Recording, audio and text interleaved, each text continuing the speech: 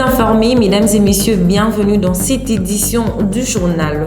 Le représentant légal de l'Armée du Salut et son épouse, le colonel Daniel Archet Mokoko, séjournent à Luozi dans le Congo central dans le cadre d'une visite pastorale devant durer 4 jours. L'occasion pour eux de prendre à bras le corps les problèmes qui minent l'Armée du Salut dans cette partie du pays. Plus de détails, Ray Dibonsa. C'est un accueil très chaleureux qui attendait les colonels Mokoko, leader de l'Armée du Salut en RDC, lors de leur arrivée sur le sol de la division de Luozi ce jeudi 18 février. La joie et la bonne humeur étaient visibles sur les visages des fidèles venus de tous les coins de cette division pour recevoir le chef de territoire et son épouse.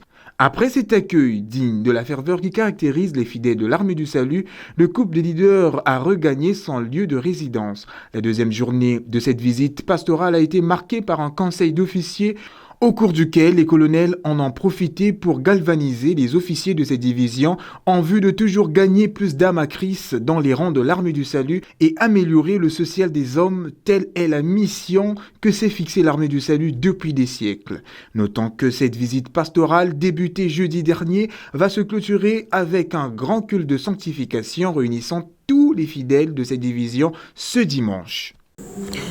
L'intersyndicat de la société publique Transco accuse le ministre de Transport et Voies de Communication d'excès de pouvoir et de la violation flagrante des textes parvenus ce vendredi 19 février après la nomination d'un DGDA ad intérim. Angela pour le commentaire. Ils n'ont pas attendu longtemps pour dénoncer ce qu'ils qualifient d'excès de pouvoir et violation flagrante de textes de la société publique Transco.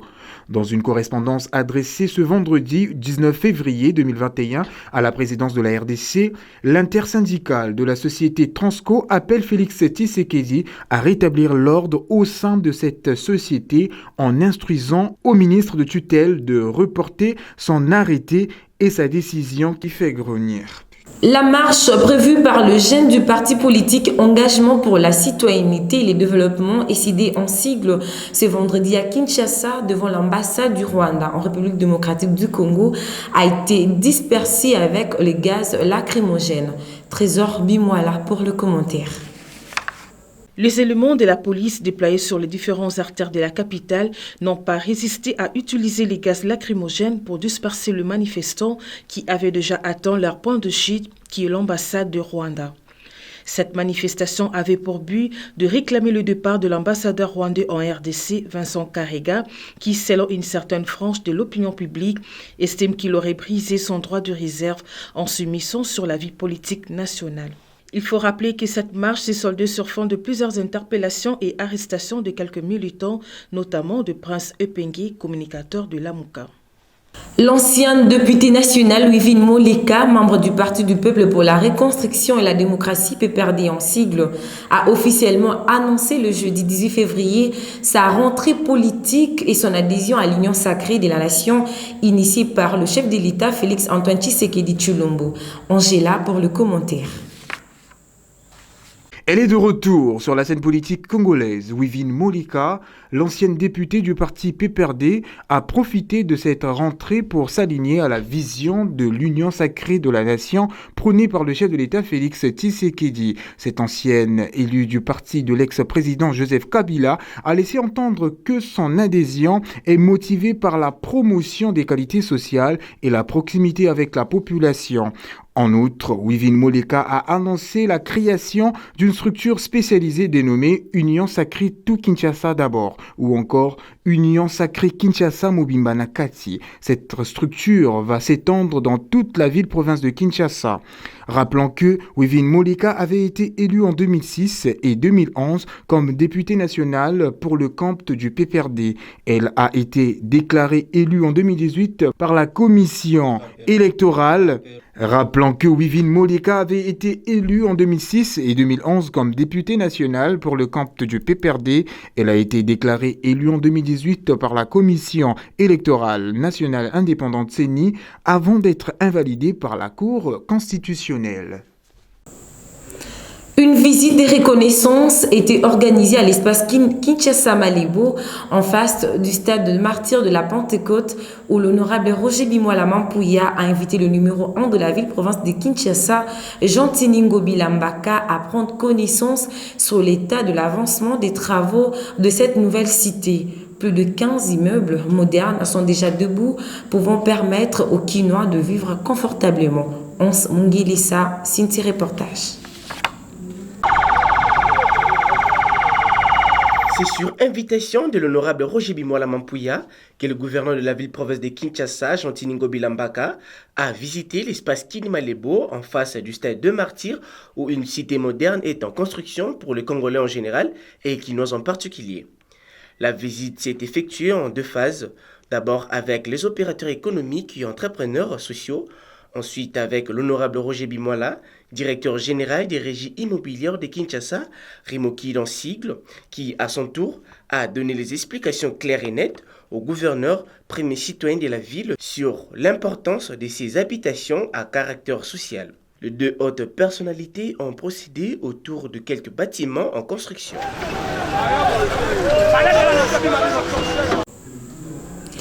Pénurie d'eau en République démocratique du Congo, le mouvement national de consommateurs lésés a adressé une lettre ouverte au chef de l'État Félix-Antoine Tshisekedi Tshilombo. Dans cette lettre signée par le président national de ce mouvement, Joël Lamika, ce collectif s'insurge plutôt contre le fait que la République démocratique du Congo a l'un des taux d'accès à l'eau potable le plus faible de toute l'Afrique subsaharienne. Le mouvement national de consommateurs lésés demande à Félix-Antoine Tshisekedi Tshilombo de se consacrer sur les besoins les plus imminents des Congolais, dont l'accès à l'eau potable, à l'énergie électrique et à l'accès à une bonne bouffe. Un groupe d'anciens comédiens de la commune de Barumbu a décerné un diplôme de mérite au recteur de l'université William Booth et député de la commune de Barumbu, Roger Bimola Mampouya, pour ses loyaux services rendus à la population de ces coins. Suivez. C'est dans une ambiance sereine que les anciens comédiens et cinéastes de la commune de Barumbu, chapeautés par Kalingunda, ont présenté au député de la commune de Barumbu, Roger Bimola Mampouya, un diplôme de mérite en qualité de digne fils de Barumbu qu'aucun autre représentant de cette circonscription n'a fait montre. L'élu de Barumbu, visiblement très ému, a remercié ses artistes pour avoir jeté leur dévolu sur sa modeste personne. Merci pour cet acte. Mais quand vous avez parlé, on a retenu plusieurs choses, dont Misa Tunamona et l'équipe d'importance. Et pour ça, il film moko songai, sans que nga moko na tiala. Les initiatives na bino moko. Ça, je tenais vraiment à le souligner, à dire vraiment que chapeau. Na monango du sous na gisa c'était ba acte désintéressé bo tourner. Content d'avoir honoré cet élu de Barumbu, ces artistes n'ont pas manqué des mots. Biso le leader de Barumbu, on a combo et a bisognon surtout artiste et à Barumbu.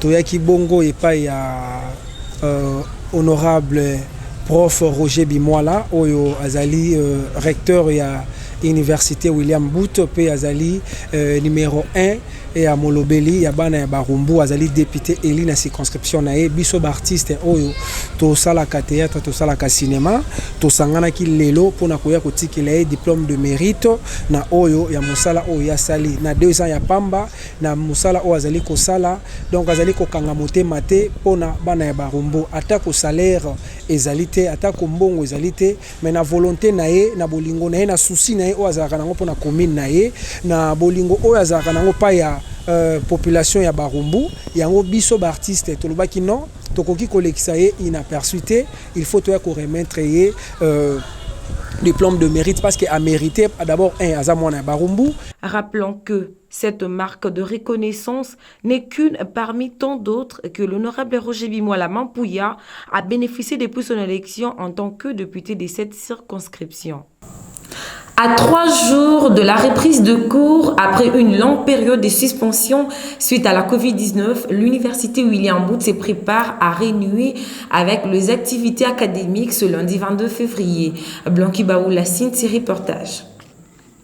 Les activités académiques reprennent le 22 février sur toute l'étendue de la République démocratique du Congo. L'université William Booth, l'une des grandes institutions universitaires en République démocratique du Congo, se prépare à répondre avec les activités selon les calendriers rendus publics par les ministres de l'enseignement supérieur et universitaire. L'université William Booth a toujours été prête depuis la fin de l'année académique 2019-2020.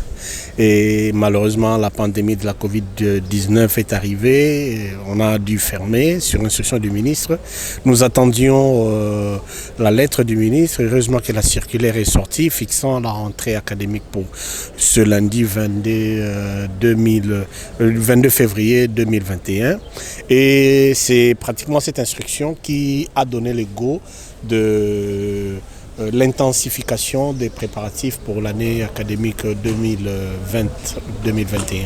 Déjà, sur instruction du comité de gestion, hier il s'est tenu la réunion du conseil scientifique restreint qui réunit pratiquement tous les doyens, les services académiques et également les différents secrétaires de facultés pour la mise en place de tout ce qui est nécessaire. Les horaires de cours, les professeurs qui doivent commencer, tout ça c'est déjà au point. Les assurances, l'université William Booth a toujours tenu ses promesses. Ça c'est déjà la première assurance. Lorsque nous disons quelque chose, nous le faisons. Et les assurances qu'on peut donner plutôt aux nouveaux étudiants, c'est que les professeurs sont prêts, le corps scientifique est prêt et l'université est prête. À part cette préparation du point de vue purement académique, il y a aussi la préparation matérielle. Si vous passez dans nos différents auditoires, vous verrez que les auditoires sont mis en niveau, en condition, et on est en train de revêtir l'université de sa plus belle robe afin que les étudiants soient bien réussis le lundi. Il faut noter que ces activités ont été suspendues depuis le 18 décembre 2020 par le chef de l'État après l'annonce du deuxième vague de la Covid-19.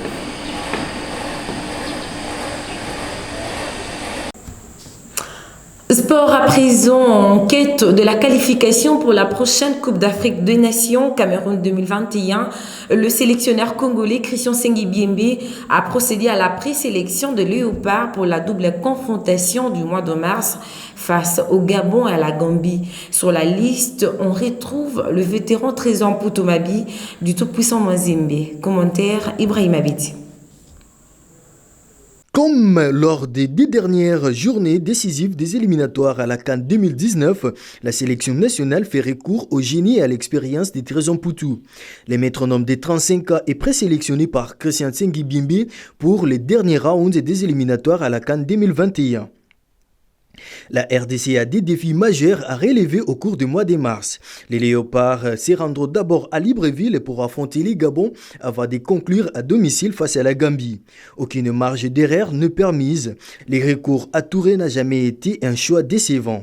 Le fétiche numéro 8 a souvent tiré les Léopards d'affaires comme c'était le cas à Brazzaville et à Kinshasa en 2018 où il a fait des passes décisives. La suite, nous la connaissons tous, c'est une qualification acquise. Pour l'instant, la RDC est 3e au classement et s'il doit gagner les 2 rencontres pour mieux se rassurer. Près de 10 ans après et une CAN ratée en Égypte, Trésor Poutou va réaffiler peut-être la tunique tricolore de la RDC. Encore un choix payant, la réponse dans 1 mois. Vous l'avez certainement compris, c'est la fin de ce journal. Merci mesdames et messieurs, à vous de l'avoir suivi et restez branchés sur nos antennes.